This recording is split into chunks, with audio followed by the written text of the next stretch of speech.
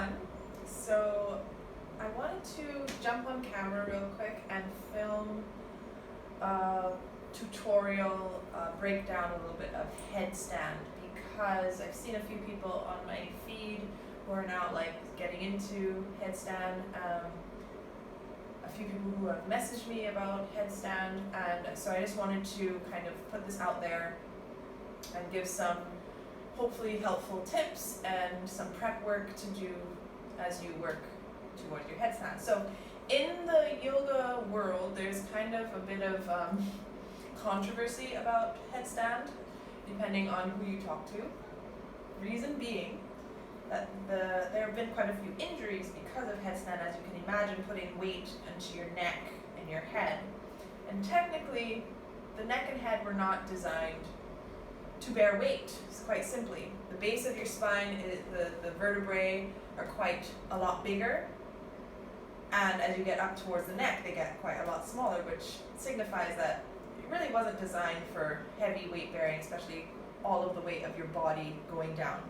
That being said, if you do the right prep work, the right strengthening work, I think you can do headstand. I think depending on the placement of your arms, for me, I think most of your weight going into your arms is the way to go about it. I've seen people do it with, no hands and all that stuff. I guess one could work towards that, but personally I feel like, is that really necessary? Is it worth the potential risk? I don't know, you decide. But so today I'll walk you through some prep work that has really helped me. When I first started doing headstand, every time I did it, I'd get like a neck crick, a stiff neck or something, feeling odd in my neck, so I stopped doing it for a long time. I built general strength in my upper body and core and stuff, and I was like, oh, let me try again, and lo and behold, I could bear most of my weight into my arms and really put barely any weight into my head and neck, and I felt great, and I started practicing headstands again. So I just wanted to give you guys some exercise that you can do to kind of prep for headstand. So first of all, we want our upper body to be strong because we want to be able to put weight into our arms so that we're not dumping all our weight into our head and neck, especially if you're not accustomed putting weight into your head and neck, right? So movements aren't inherently bad or injurious. They're just movements that are not well prepared for. So we want to prepare for the movements that we're doing. So let's go into a plank. So you can start with your knees down, or if you're comfortable, lift the knees up. And the first movement is just a simple push-up. So pressing down and pressing up. So as you're doing your push-up, maybe you start with the elbows going more out to the sides. Yeah? Maybe you start with the knees down.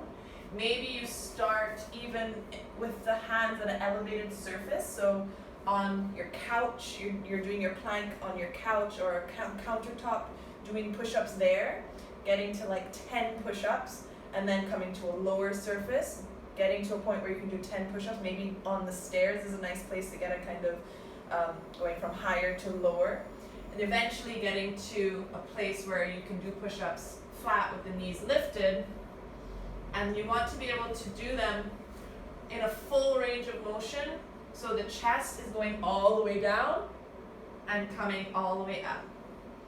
And it's okay for the elbows to go out to the sides a little bit. Yes, we want to build that upper body strength. So you can start with doing 8 to 10 push-ups. So finding a position, again, maybe the hands are on the counter, where you can do 10 push-ups, maybe even on the wall if you really don't have that upper body strength yet, so you're really vertical. And then as you get stronger, you come more to a horizontal place with the body. So you want to do about 8 to 10 push-ups, 3 rounds of that to build that upper body strength. Another one is pike push-up. So you can have your feet in like a downward dog. You could place your knees, I have a chair right here. You can place your knees on a chair, even, maybe. and you're doing push-ups here. So again, starting with the elbows going out to the side, maybe the hands a little bit wider than the shoulders. So we're doing some overhead pressing. And then when you get more comfortable walking the hands in, having the elbows come in towards the chest. And again, 8 to 10. 3 rounds. And then maybe in your downward dog, pressing like this. Again, elbows out is easier. To make it more challenging, elbows in. So you end up pressing overhead, which is the same strength that you want when you're in your headstand, pressing overhead. So we have push-up, regular push-ups, finding a range that you can do 8 to 10, 3 rounds. Overhead pushing in a pike position, either knees on a chair or your downward facing dog, pressing overhead. Yeah? And then we also want to do some pulling. Yeah, so I don't have weights here, but if you had weights, you could do pulling up towards the chest. Yeah, with your weights. Maybe bottles of water. But I have 2 chairs here. And you're going to lay down. Hopefully I'm still in the camera. Hold on to the chairs. Or anything, maybe a table even. You could go under a table. Lift the hips and pull.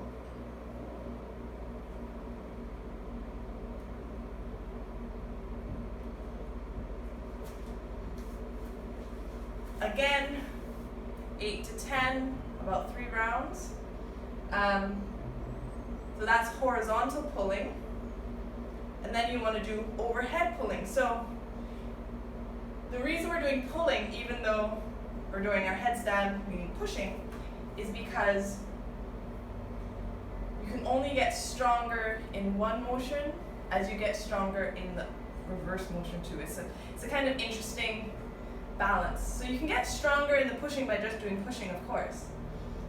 But to get really strong, you need to do pulling as well. So to balance out the opposite motion.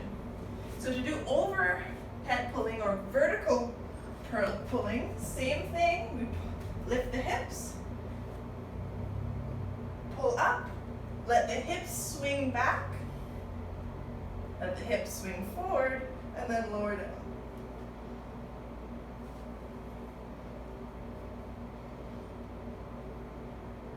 Yes?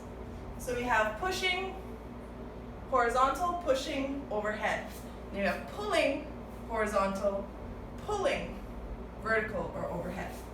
So now we get to the headstand. So that's a little bit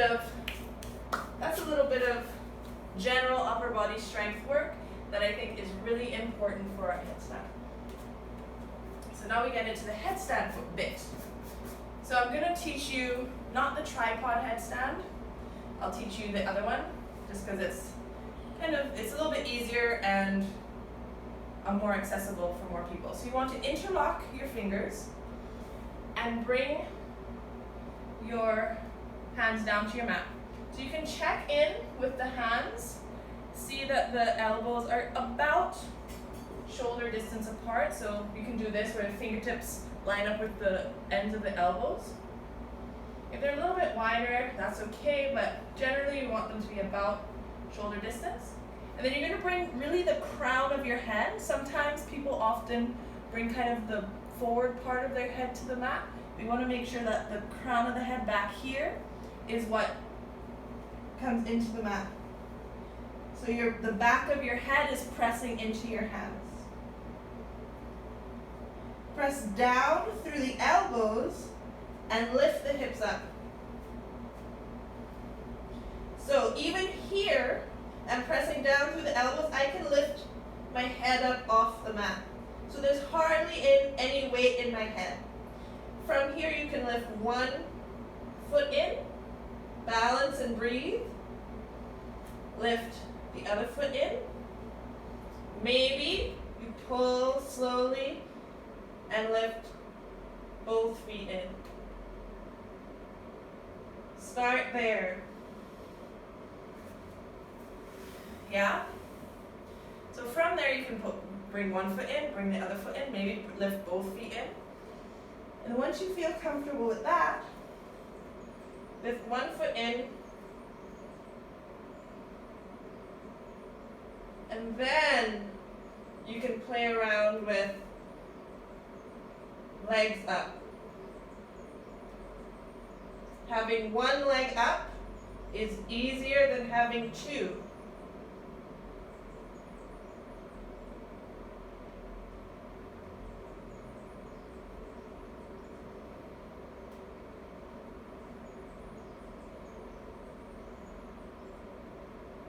And again, most of my weight, like 90% of my weight, is into my elbows and my arms, not on my head.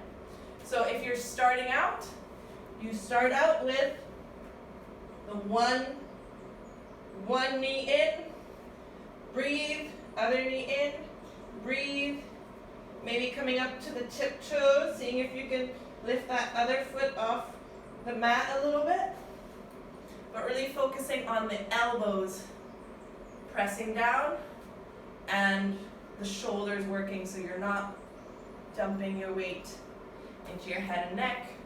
Hopefully there's no pain in your head and neck. If you find that you practice your headstand and the next day, your neck doesn't feel so great, ease off of it, yeah?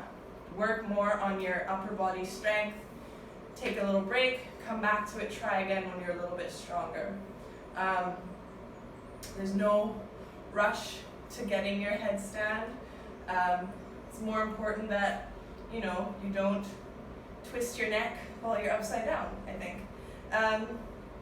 So yeah, and there are apparatus out there, I don't have it here, where you can actually do a headstand where there's no weight in the head at all. Building up a few blocks, if you have blocks at home, and using the blocks under your shoulders so that your head is actually not touching the floor at all, and having somebody there to help you get up. Stuff like that, or doing it against a wall to get accustomed to being upside down, and then slowly lifting one foot off the wall, the other, and to find balance. That's another way to do it. But the most important thing to me is pressing down through the elbows so that there's no or little weight in the head. And when I say little, I mean little. Well, that's what's helped me. So play around with that. Work on your upper body strength. Trust me, I know it seems like a drag a little bit, but it's really what helps. And if you want to do headstand in a way that's, sustainable, that's not gonna, when you're older, you're gonna be like, oh, that one time I did headstand, now I have, arthritis in my neck or something at 70 years old. You want to do it in a way that's sustainable. So try that out. Let me know if it works for you. Bye.